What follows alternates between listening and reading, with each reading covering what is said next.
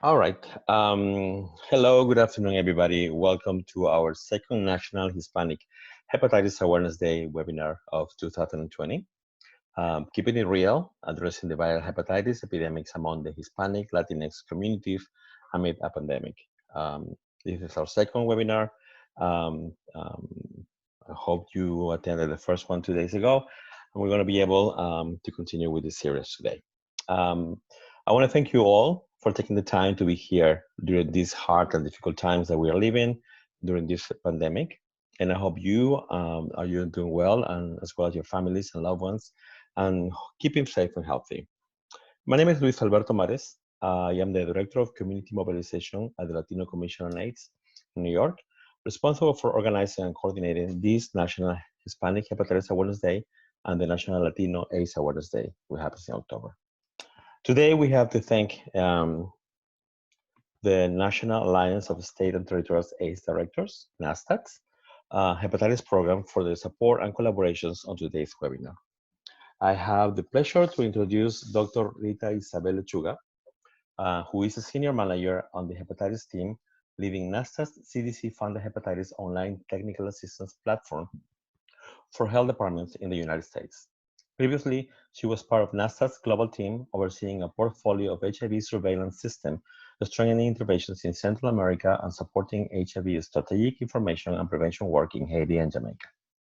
Before NASTAD, Dr. Lechuga worked as a consultant for the Regional Office of the Americas for World Health Organization, PAHO, leading research studies on HIV, viral hepatitis, and child health, co-authoring PAHO's first regional report on viral hepatitis.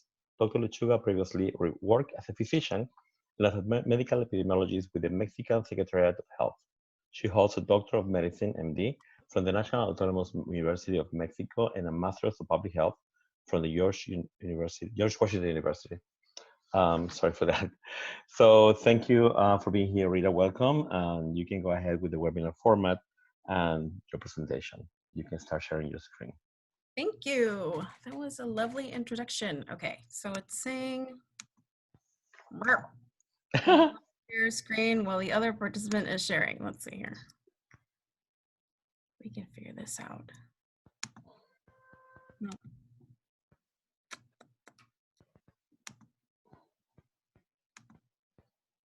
Share screen. Nope. Oh, I think something happened. Yes. Perfect. Okay. Can you see? Yes. Okay. Now, I'm going to put it in slideshow mode. Perfect. We are. Okay. Is it on presenter view or regular view? We're seeing perfectly what you're showing. So. Perfect. Oh, yeah. Awesome. Okay. Thank you. I think, yeah, some people dream of like losing their teeth. My nightmares are being on presenter view while presenting. So, okay. Again, Luis, thank you so much for this opportunity. I really appreciate being able to commemorate this occasion with the commission. So first, I will give a little bit more housekeeping. So attendees are in listen-only mode. We have options for questions. So if you have questions, please type them in the chat box at any time. And also, we would very much appreciate if you can let us know in the chat box if you are part of an organization that serves Latinx communities doing viral hepatitis work. So the structure for this fireside chat will be a review of a few slides that I've put together, followed by a discussion with both Luis and Guatemala and Terry Reed and Rosie Galvan from NASTAD. And then afterwards, we'll leave a little bit of time for a Q&A with the audience. So I also must let you know that I am at home. My daughter's here at home. I let her know that I have a very important presentation at 2, so I don't think she'll come in and interrupt, but we should be good. Okay, so first things first, acknowledging the complexities and many layers and implications surrounding the self-identification of our diaspora. I will be using the umbrella term Latinx as a gender-neutral term unless cited otherwise. My use today reflects the words of Alan Velez Lopez, which is to stimulate a necessary reflection of how violence against LGBTQIA+ Latin Americans created a linguistic intervention with the intent to live a livable life. That being said, I identify as Latinx, but my mother will remind me that she is Hispana, and my father will remind me that he is Chicano. So, NASTAD appreciates this platform and intends to use it as an opportunity to paint a better picture of the viral hepatitis epidemics and responses, considering that this is not comprehensive. This is a very high-level overview of a few systems that place Latinx communities at risk, while hopefully leading to a discussion of the public health infrastructure that responds to both viral hepatitis and now to the COVID-19 pandemic. I also, like Luis mentioned, recognize and acknowledge our current reality that our communities are under a tremendous amount of suffering through this additional pandemic. I'm also grateful to the Latino Commission on AIDS for their joint effort with the Hispanic Federation to establish the commemorative day today, which was established in 2012 in response to the impact of viral hepatitis on Hispanic Latinx communities. To give a bit of background, I will be giving an introduction to who we are. We are a nonprofit organization. We are headquartered in Washington, D.C., and we are a membership organization. We represent public health officials that administer HIV and viral hepatitis programs in the U.S. We represent all 50 states, DC, Puerto Rico, US Virgin Islands, and 7 local jurisdictions and US Pacific Island jurisdictions. The local jurisdictions include Baltimore, Chicago, Los Angeles County, Houston, New York City, Philadelphia, and San Francisco. Our mission is to end the intersecting epidemics of HIV and viral hepatitis through the strengthening of governmental public health, through advocacy, and our team, specifically our hepatitis team, part of how we build capacity for health departments is through our online technical assistance online platform, which is funded by CDC. Its primary objective is to enhance technical expertise in eliminating viral hepatitis.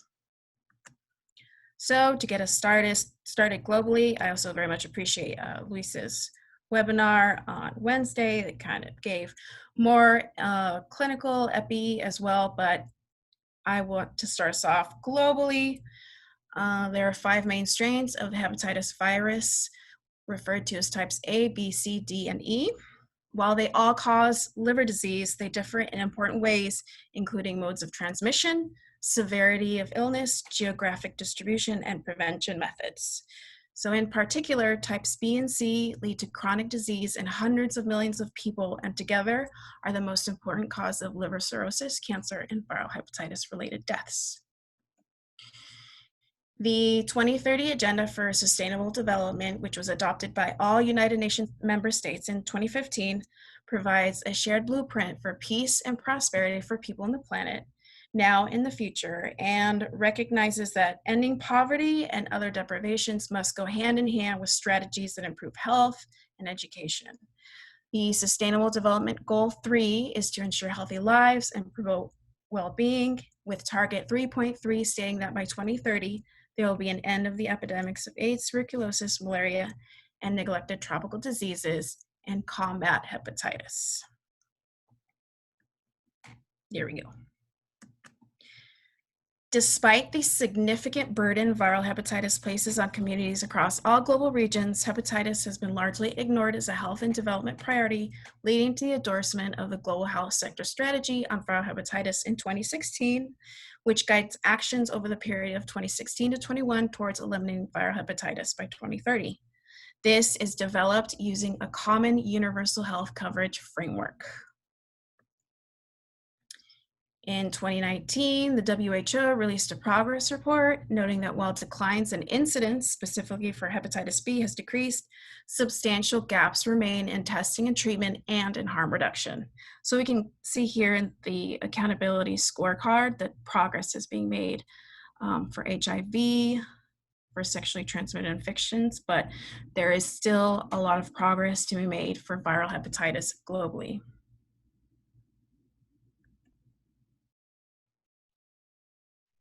According to the Polaris Observatory modeling, which takes into consideration new prevalence estimates, treatment rates, vaccination rates, mortality estimates, and disease progression in review with national experts, Egypt, France, Iceland, Spain, and Switzerland are the countries that are modeled to be on track towards elimination. And we can see here the countries that are in red are marked as not on track.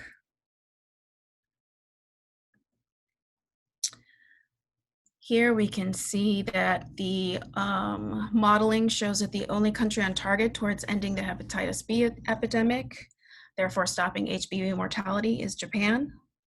And again, those countries that are marked not on track in red. In 2017, the U.S. Department of Health and Human Services, Office of Infectious Disease and HIV/AIDS Policy published the National Viral Hepatitis Action Plan, which is slated to be updated later this year, with the vision that the U.S. will be a place where new viral hepatitis infections have been eliminated, where all people with chronic hepatitis B and C know their status, and everyone with chronic hepatitis B and C have access to high-quality healthcare and curative treatments free from stigma and discrimination. Here, I've included challenges in addressing viral hepatitis, which are substantial. Last month, the CDC released an updated report on hepatitis C, along with testing recommendations. So using National Notifiable Disease Surveillance System data during 2009 to 2018, the number of reported acute hepatitis C cases per 100,000 population increased threefold. New hepatitis cases are 4 times as high as they were 10 years ago. Therefore, CDC now recommends one-time screening of all adults 18 years and older and screening all pregnant individuals during every pregnancy. So this, we can see that there have been dramatic increases in hepatitis C, which coincide with the opioid crisis. And awareness of hepatitis C infection still lags, as only 61% of people with hepatitis C between 2015 and 2018 were aware of their infection. In 2019, NASTAD developed and disseminated a comprehensive needs assessment to identify areas of need critical to jurisdiction-specific elimination and strategic planning efforts. The assessment tool explored program strengths, challenges, gaps, and other information critical to grasp and address the unique needs of health department viral hepatitis programs. We received 43 complete assessments that are noted in this slide. The needs assessment was focused on 7 specific areas in alignment with adequately addressing the viral hepatitis epidemics in the US. So we can see here, I will be giving a brief synopsis of the results, and I will start with hepatitis program infrastructure. So a reoccurring theme in this section is the wide range of funding levels, with nearly all respondents reported having received funding from the Centers for Disease Control, CDC, Division of Viral Hepatitis 1702, though funding levels vary by jurisdictions.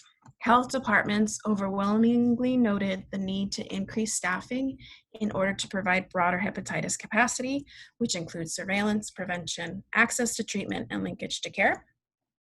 Most jurisdictions have on average 1 to 2 full-time staff per program area, with many not having a staff person designated for surveillance. In regards to, here we go. Reported priority populations for hepatitis engagement. We can see all respondents responded that their focus priority is people who inject drugs. And for the purposes of this presentation, we can see that about 19% reported Latinx communities as a priority population.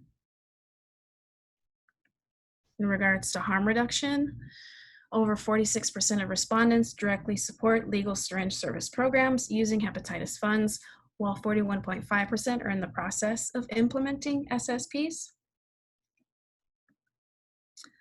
The most common barrier to treatment cited for people living with HBV, hepatitis B, was uninsured or underinsured status and lack of patient awareness.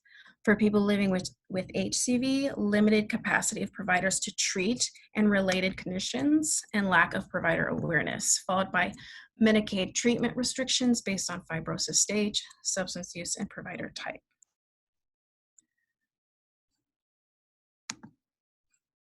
So now I will be shifting into special considerations. This is especially important to note that it is a high-level overview. It is not comprehensive of all the different intersectionalities that Latinx people live. So first, I will start off with a few health indicators. So the Office of Minority Health, using 2017 census data, reported that around 18% of Latinx people were not covered by health insurance, meaning they're the highest uninsured rates of any racial or ethnic group within the US. Only 49% had private insurance coverage. Other health indicators, 72% speak a language other than English at home. And in regards to population, 32% were under the age of 18 in comparison to 19% of non-Hispanic whites. So I say this as health is shaped by factors such as language, cultural barriers, and lack of access to preventive care. So here is, I want to again recognize the Commission for putting together and sharing a packet of materials to commemorate today, which include an infographic, fact sheet, and poster to raise awareness about the impact of viral hepatitis. Also included are recommendations, which calls for a need to strengthen local, state, and national capacity to manage and utilize data for evidence-based policies, in addition to collecting data by racial and ethnic groups, with the importance in understanding the heterogeneity of our diaspora. To this, I will highlight that we need to center people that are not only erased here, but also Latin America, such as Indigenous people, Afro, Latinx, and those that are in the LGBTQIA+ communities. Shifting gears a little bit, the SAMHSA, which is a Substance Abuse and Mental Health Services Administration, the agency within the U.S. Department of Health and Human Services, National Survey on Drug Use and Health, in 2018 estimates that 1.1 million Latinx youth used drugs in the past year. Their survey also reported 92% of Latinx youth with a substance use disorder did not receive treatment in a specialty facility. With this being said, there have been advances in prevention science highlighted in reports from the Institute of Medicine, but the question here is whether these advances can also extend to Hispanic and Latino youth, including those who are immigrants or non-English speaking. In addition, the question is whether these theoretical models used to develop these programs are adequate in terms of addressing core cultural values and beliefs and traditions among Hispanic and Latinx people. Cultural values and language shifts, especially considering pre- and post-migration trauma, ethnic identified problems, and parent-child acculturation gaps, are implicated in the onset of substance use in this growing population. Among other barriers, we recognize that a larger workforce is needed to address the nation's significant viral hepatitis burden. Scaling up the size of the clinical workforce that provides antiviral therapies or curative therapies requires expansion from specialists, like infectious disease specialists, to primary care clinicians. Yet, the number and proportions of Black, Latinx, and American Indian or Alaska Native medical school matriculants increase, but at a rate slower than their age-matched counterparts in the US, which results in increased underrepresentation. Other barriers include Here is a map from Hepatitis C, the State of Medicaid Access, which is a culmination of work by the Center of Health Law and Policy Innovation of Harvard Law School and the National Viral Hepatitis Roundtable, which assesses the state of access to hepatitis C curative treatment for Medicaid enrollees across the US. It provides grades from A to F, taking into consideration liver disease, progression, substance use, and or sobriety requirements, and provider and prescriber requirements.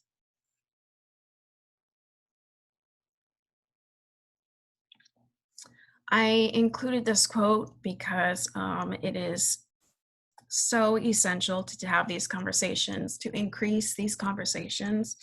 You can't address what you don't measure. The census shapes political representation and the allocation of public funding over the next decade, determining state electoral college votes, as well as how local, state, and federal legislative district lines are drawn, and historically undercounts communities of color. This means that, so the census drives the distribution of 1.5 trillion in tax dollars for communities nationwide and includes vital public needs such as schools, housing, mass transportation, health programs, Medicaid, and other services. And data shows that people of color, children, seniors, undocumented immigrants, people with disabilities, LGBTQIA+ folks, and Native people in tribal areas are historically and least likely to be counted accurately in the census. Inclusively, there are estimates that Black and Latinx identified individuals could be undercounted nationally by 3.68% and 3.57% respectively.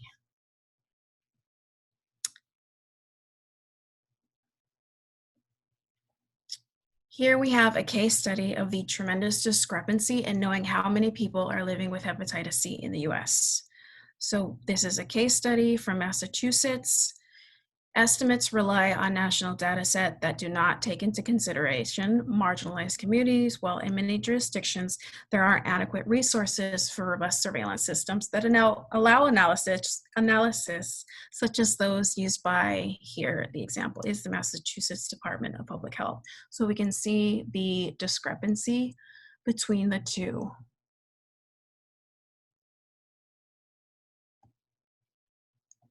Another especially important consideration is mass incarceration and hepatitis C. So Latinx people make up about 19% of the US incarcerated population. About 50% of federal drug cases are against Latinx people, and research suggests in US prisons, chronic hepatitis C rates are estimated to be between 12 and 35%. Health services are not federally reimbursable, so meaning that they're not obliged to meet clinical standards set by the Centers for Medicare and Medicaid Services. And due to the high costs related to curative treatment for hepatitis C, lawsuits have been filed in at least a dozen states seeking treatment, with Massachusetts, Minnesota, California, Colorado, Pennsylvania, and most recently South Carolina settling to provide treatment.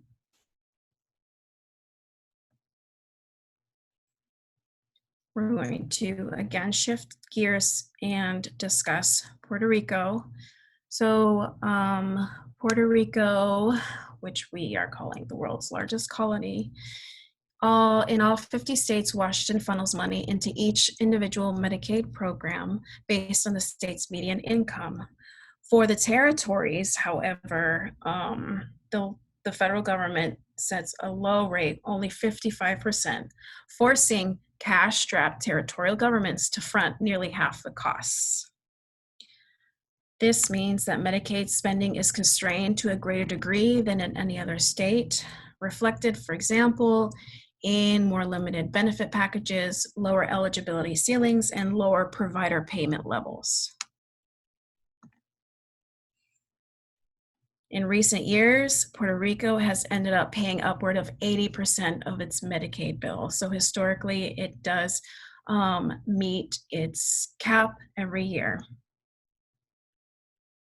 In addition, the territory has faced high rates of poverty and a weakened economy, conditions that were worsened by Hurricanes Irma and Maria in September 2017. And I noted here that this is pre-COVID-19. In regards to hepatitis C, an estimated 2.3% of Puerto Ricans between the ages of 21 and 64 are estimated to be living with hepatitis C.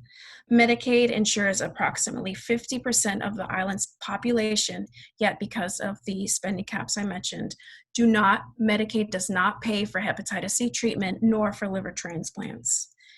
An important development, though, is in April 2020, Puerto Rico removed the strict sobriety and narrow specialist prescribing requirements. I have included this policy as it's important to take into consideration the pandemic we are living through. Territories such as Puerto Rico need to consistently monitor ways in which they might be left out of federal emergency bills, which is a tall task given their lack of voting representation in Congress. For example, the CARES Act funnels no less than $1.25 billion in direct relief to each state, but the 5 territories, along with Washington, D.C., must split $3 billion, which equates to around $700 per capita, versus, for example, Montana, $9,600. Another policy to take into consideration is the public charge. There's a health analysis that estimates that as many as 26 million people and their families could be dissuaded from using public benefits because of the rule change. Just 2 months after the proposed rule was published, 1 in 7 adults in immigrant families reported that they or a family member had declined to participate in a government benefit program for fear of risking future green card status. The public charge post-COVID, there's evidence to suggest that immigrants are afraid to access medical treatment specifically for COVID-19.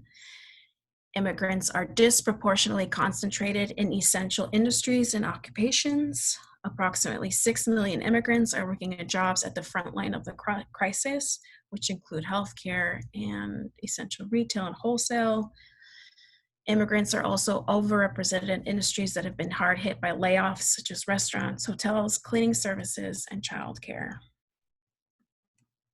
So again, recognizing the great work that the Commission does, I appreciate Guillermo Chacon saying that marginalized communities, including immigrants, migrant, and undocumented individuals, face unique challenges to accessing care, engaging in physical distancing, accessing COVID-19 testing, contact tracing, and protection for those in the service industries to mitigate exposure to COVID-19.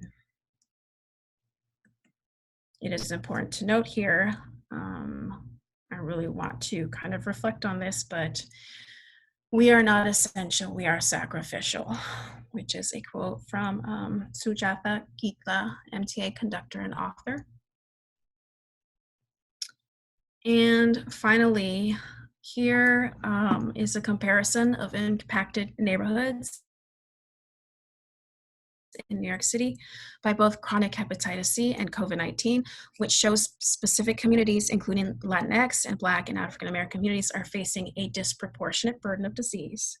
We can also see here that there's an overlap with some of the poorest cities in the city. And on top, I have included a quote from Christina Xu, not only as a call of action, but in solidarity and acknowledgement of resiliency, including ancestral. So we are all fighting against the same unfair system that prefers we compete against each other. Okay, so now I'm gonna do an audio check, make sure that both Guatemala and Rosie, can you hear me?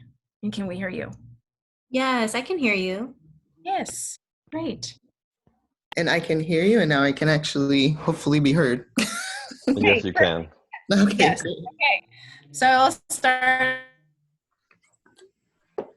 Off with introductions. Watma and Terry Reed, Director of NASTAD's Hepatitis C.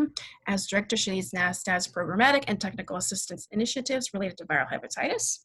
Prior to NASTAD, Watma served as Chief of the Center for Viral Hepatitis at the Maryland Department of Health, coordinating departmental and statewide efforts to prevent, control, and treat viral hepatitis. Watma is an attorney who previously focused on providing legal services to people living with or affected by HIV. Prior experience also includes working at the U.S. Department of Health and Human Services on Healthy People 2020 and 2030, and managing the Minority AIDS Initiative as a program officer in Baltimore City's Ryan White HIV/AIDS program. She received her BA from the University of Michigan, Ann Arbor, and PhD from Columbia University, and JD from the University of Maryland School of Law. Rosie Galvan, Director of Health Equity, manages the Health Equity team and oversees a HRSA special project of national significance tasked with identifying, cataloging, disseminating, and supporting the replication of evidence-informed approaches to improving health outcomes for people living with HIV.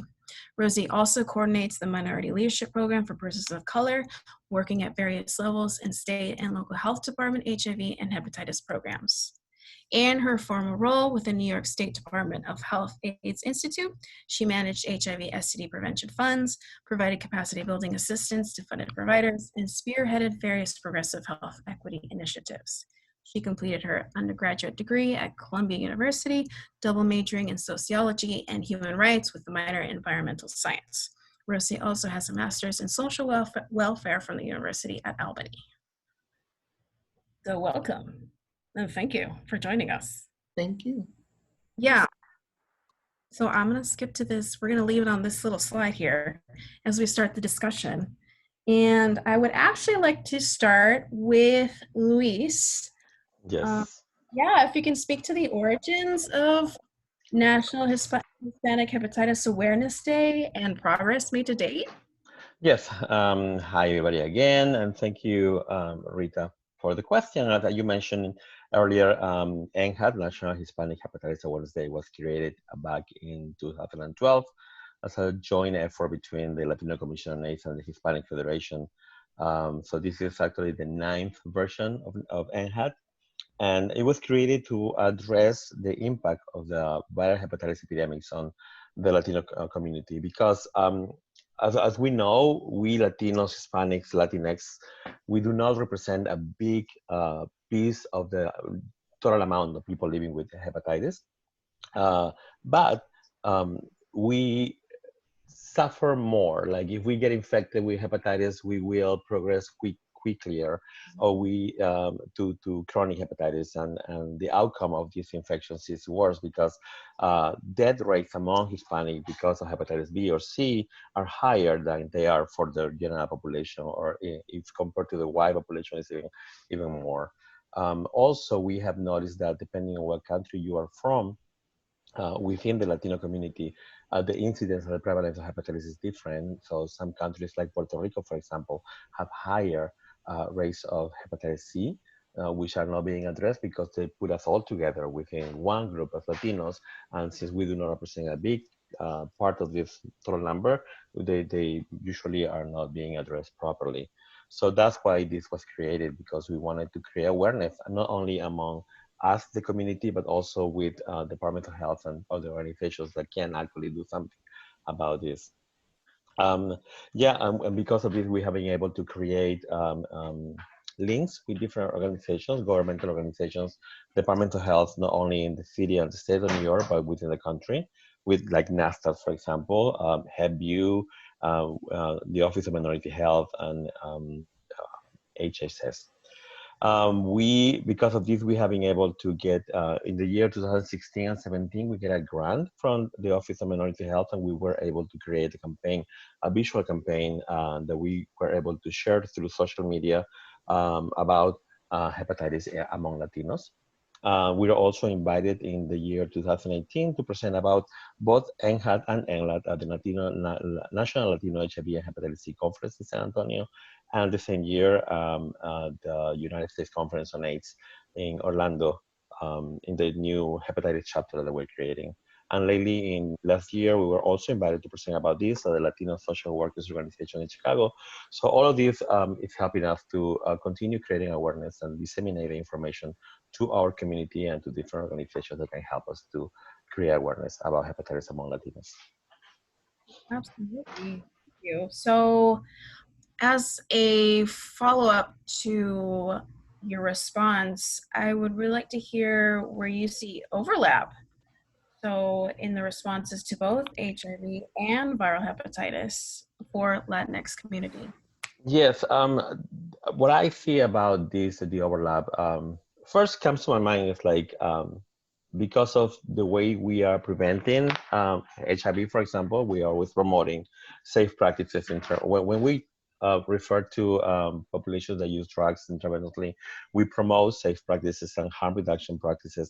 And because of this, we have seen also a decrease in the infections on hepatitis. So this is for both HIV and hepatitis. But what I see the most need or the most overlap is in the need that we have to do in addressing the social determinants of health, which is common for, as you were mentioning in your last slides, how COVID-19, for example, equals hepatitis and also HIV within New York City. It's also in the entire country where the populations that are most impacted are the populations, the minorities or the populations of color, brown and black, who suffer more of new cases of COVID-19, new cases of hepatitis, new cases of HIV.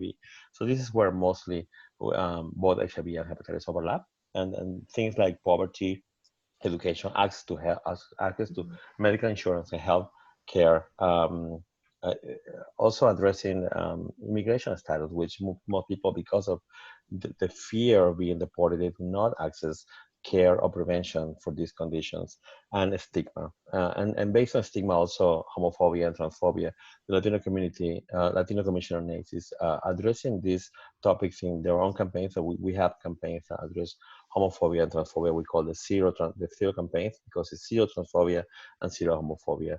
So this is where I see the overlap. The social determinants of health that need to be addressed by the government, the federal government, the state government, and local governments, basically. Absolutely. I appreciate you referencing social determinants of health.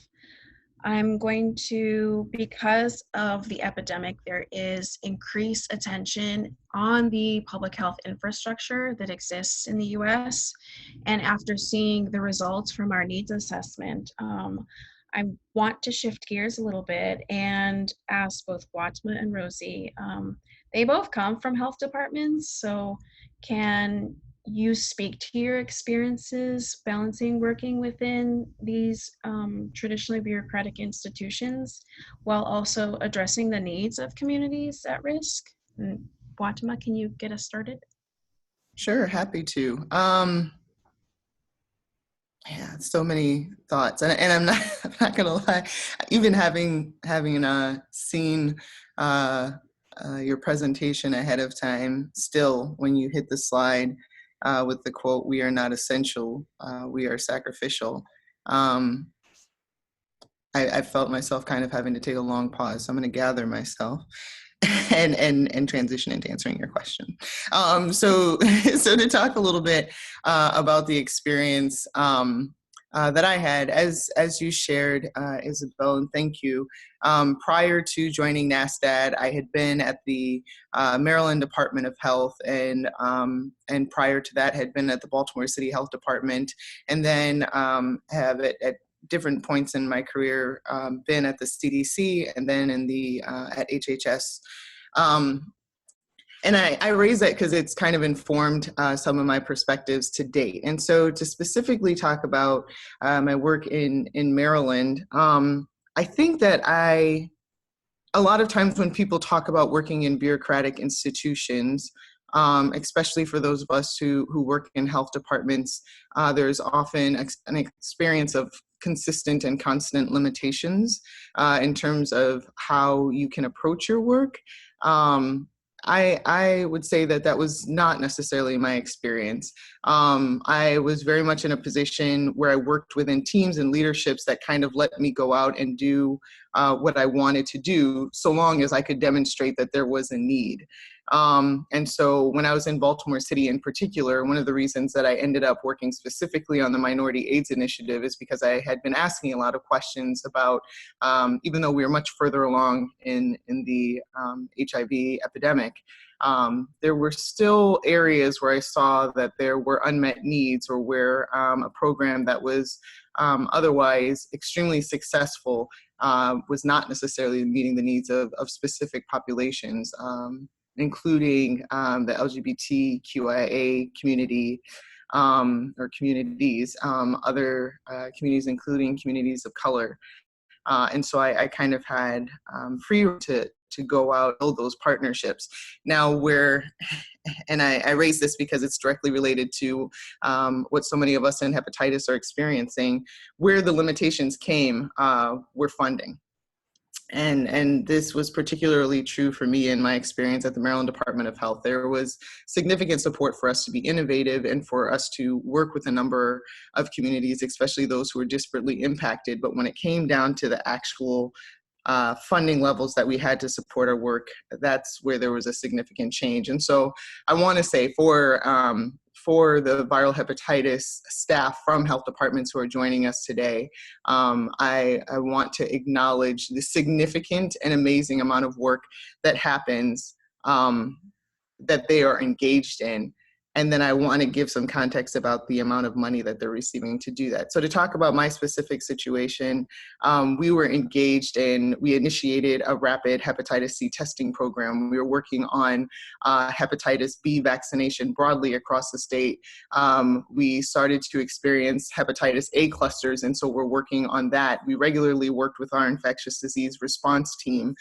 We worked with our surveillance team. There was no dedicated surveillance team for viral hepatitis. So we worked with the infectious disease surveillance team. We worked with corrections, regularly attending their meetings. We worked with the Department of Education. The reason I'm naming all of these is because we were a team of three. One epidemiologist, and then two of us who primarily focused on our prevention work. We received about $130,000 annually to do that work. Comparatively speaking, and we had an estimated prevalence at that time of about 40,000 people living with hepatitis C alone. Comparatively, in Maryland at that same time, an estimated 36,611 people were living with HIV. And in Baltimore City alone, they were receiving $16 million just for the Ryan White Part A. So just one component of a multi-component funding mechanism. In no way, shape, or form am I insinuating that HIV should have any less dollars, because they shouldn't. They need it. And to be honest, there could be funding increases based on needs when it comes to HIV. But I did want to make that comparison that in one section, you have $16 million for one jurisdiction out of 24 jurisdictions in the state. And for the entire state, $130,000 to address viral hepatitis. So for me, the big issue was not support or necessarily bureaucratic limitations. It was funding limitations largely. Absolutely. Rosie, can I hand it off to you? Yes, thank you all. I want to echo Batima's sentiments. That was a really powerful presentation. And thank you, Batima, for speaking to the siloed nature of funding. It makes it so difficult for organizations and health departments to address the social determinants of health that keep people unwell. So along with like that lack of like intentional funding just within a health department setting, it's just very disjointed across the board. So for example, if we wanted to address the rates of hepatitis among Latinx folks in rural communities, ideally there would be intentional funded collaboration between the Department of Transportation, Department of Labor, and the Department of Health. Not to mention if that person might be living with disabilities, how are those systems coordinating? So it just sets it off from the very beginning to have a very disjointed approach where people aren't being seen as whole folks, but rather as these disjointed sort of experiences, when oftentimes we're working with the same communities, because the same communities are intentionally kept unwell, as evidenced by Isabel's presentation. So for me, you know, having been through many years of working at the CBO, ASO, nonprofit level, it was a huge change to work and shift to a health department level. But I will say that bureaucracy exists everywhere, including in grassroots organizations, and hierarchy is hierarchy. We live in a very capitalistic nation that really prioritizes bureaucracy over rational collaboration. So with that being said, working at the health department primarily helped me to illuminate and tease out this broad concept of systemic barriers. We always hear about systemic barriers like it's this vague, large idea. But at the end of the day, what I learned is systemic barriers are simply people in rooms making decisions. And once I realized that, I worked to identify the people with areas of influence at the health department level who wanted to make better decisions, and focus on sharing my vision with those folks who had the power to change things and were also on board with wanting to do things differently. So it was very challenging working at the state level, but there was also so much opportunity to make a broad impact once you figure things out.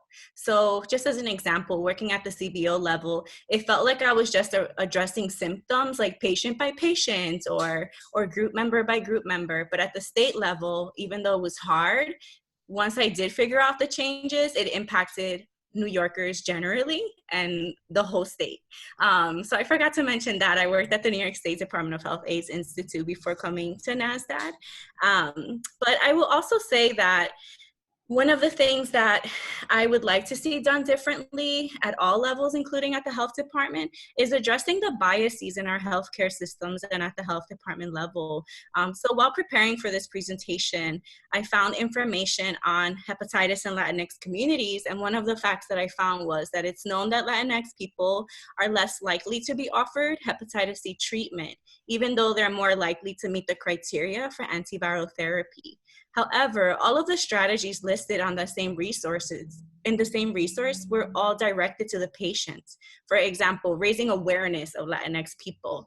But I saw no intervention or strategies for providers who aren't expanding testing. So I guess my question that I was left with, beyond working at the health department, but can we really eradicate hepatitis by working in jails and prisons without also addressing why Black and Brown people are being targeted by law enforcement? We know that police brutality and mass incarceration are public health issues. So systemic interventions have to be included in our action planning, and health department work is a really good opportunity to get there. We do have to move beyond individuals and start getting at the root causes of an unintentional or intentional illness. So that example that Isabel shared or about Puerto Rico and the lack of funding is an intentional decision. And without that focus on systematic change, then it's really hard to move the needle when all the strategies are focused on patients, communities, individuals, and not the systems that make us sick. Absolutely. Absolutely. I think it's important that Rosie, you got us started on this, but we have this space right now to highlight where are these opportunities, like to continue, where are the opportunities for the federal government, for jurisdiction level health departments, for us to adequately, I want to say beyond engage, but really support the needs of these Latinx communities. What are they?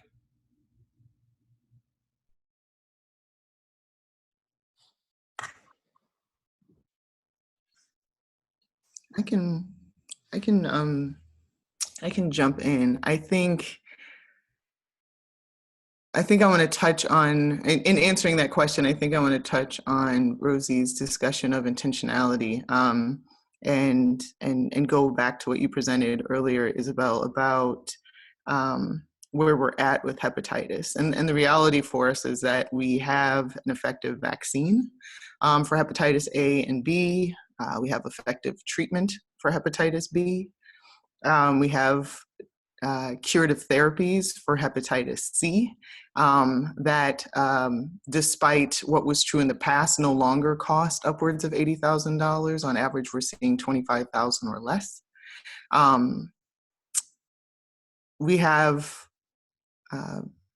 our national experts telling us that it is possible to eliminate hepatitis B and C in the United States, which would avert 90,000 deaths by 2030. But we also have the flip side to that, which is that we have the capacity to do it. But right now, as you presented, we are on track not to meet our 2030 goals. In fact, it's believed that it would take us until 2050 to meet our hepatitis elimination goals for both B and C if we continue to maintain the status quo. A part of that includes how intentional we are about using the data we do have. So of course, it's really, really important to recognize that for viral hepatitis, it is significantly underfunded across the board. But when it comes to core surveillance for viral hepatitis, it is severely underfunded. But that's leaving what we don't know. I do want to talk very briefly about what we do know. In 2015, CDC published data, and so I want to acknowledge that these data are older, but it is one of the last times that we've seen such a comprehensive look at overall health of Latinx communities. And much of it was positive, actually. The death rate for Latinx people is 24% lower than that of non-Hispanic whites. Hispanics and Latinx people and whites shared about 13 of the 15 leading causes of death. But one difference, one significant difference, was that the number 6 leading cause of death was chronic liver disease and cirrhosis.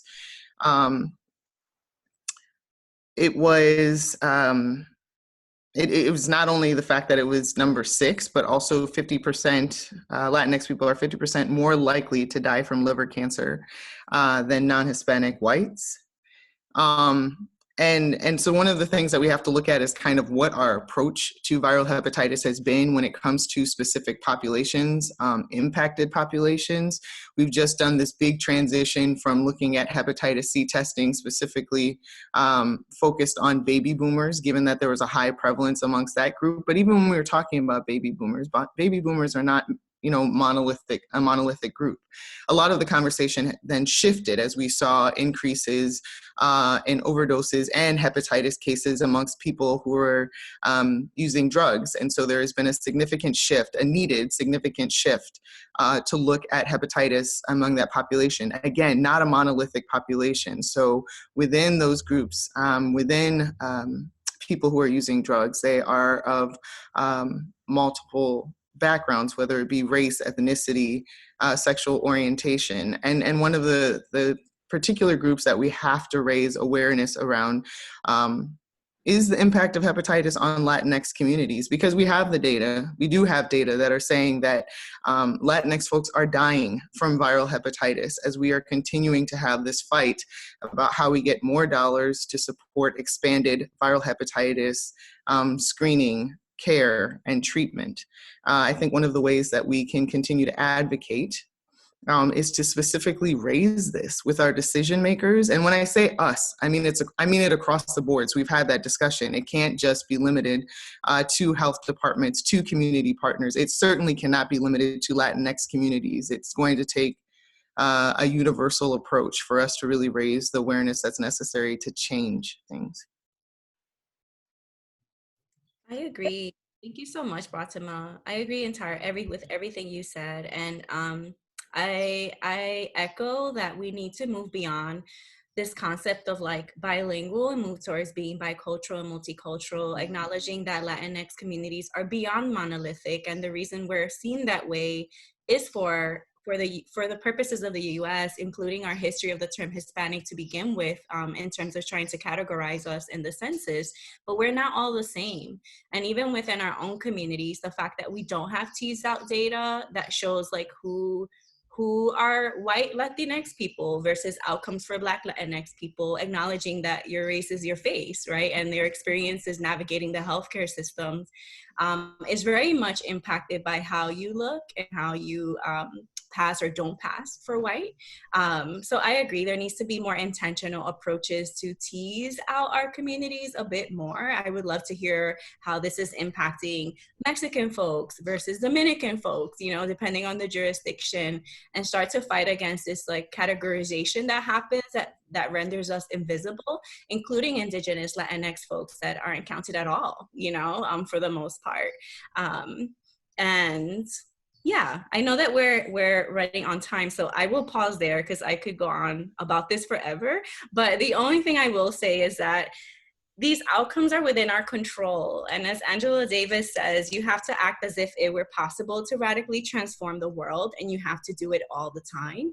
We are the ones making these decisions. This is all made up, so we can do things differently. So I just encourage folks to harness your collective wisdom, find your allies, create networks, and find the passion to move forward in really innovative ways that don't require funding. Changing hearts and minds can be done for free, especially when you're focusing on areas of influence within your organizations. Absolutely. Okay.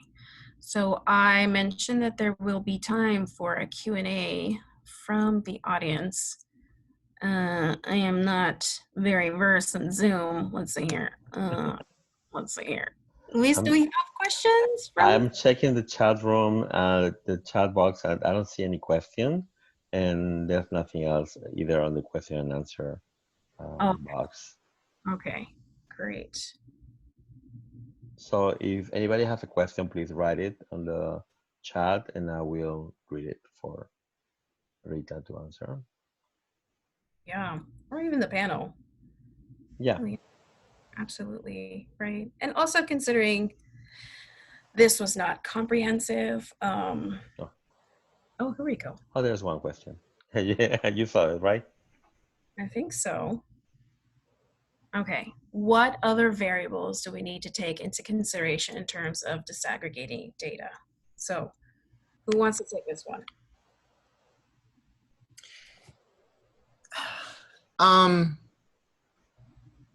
I feel like that's a longer conversation to be fair. But if I jump on it right now, I think something that that is a significant issue for viral hepatitis specifically is the fact that so many of our case reports are incomplete. So not only do we not know when an individual identifies as Latinx, we don't have race or ethnicity data for a number of our cases. In a lot of jurisdictions, the vast majority of cases that they receive. So it's hard to know what's going on. I think one of the ways that we can try to improve that is by working with clinical partners, by working with community partners who are also collecting data based on the services and supports that they're providing, and utilize that to enhance what we don't know in terms of our surveillance. But yeah, there's a number of factors that go into that. So it's a great question and something that we need to kind of push forward.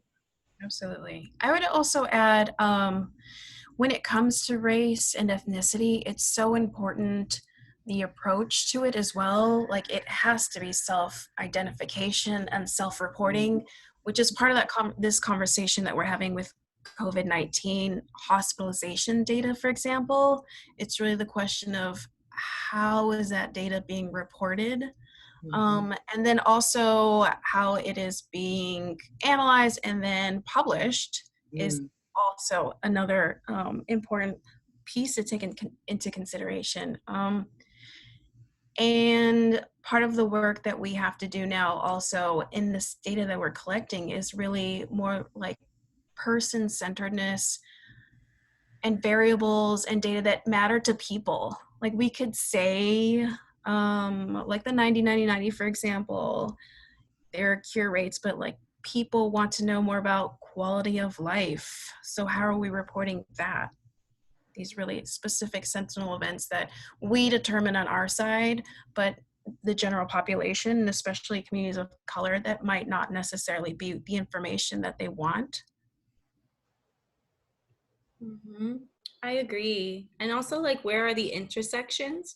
Are we also tracking trans folks in our community, gender nonconforming folks in our community, people living with disabilities? Like, are we really centering folks as whole people, beyond just like whatever illness we've been funded to focus on, you know?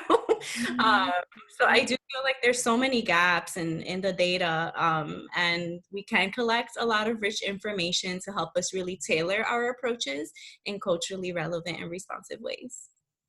Absolutely. Okay. Well, I think that's it. If there are no more questions or comments. Yeah, I don't see any question either. So, yep, before finishing, I just want to thank all of you for attending the webinar, and I want to especially thank NASTAD for the support through Rita, Botima, and Rossi. Thank you very much, the three of you, for participating and providing us with this amazing conversation and good webinar. Thank you. Thank you. Have a great weekend. You too. Bye-bye, everybody. Bye. Bye.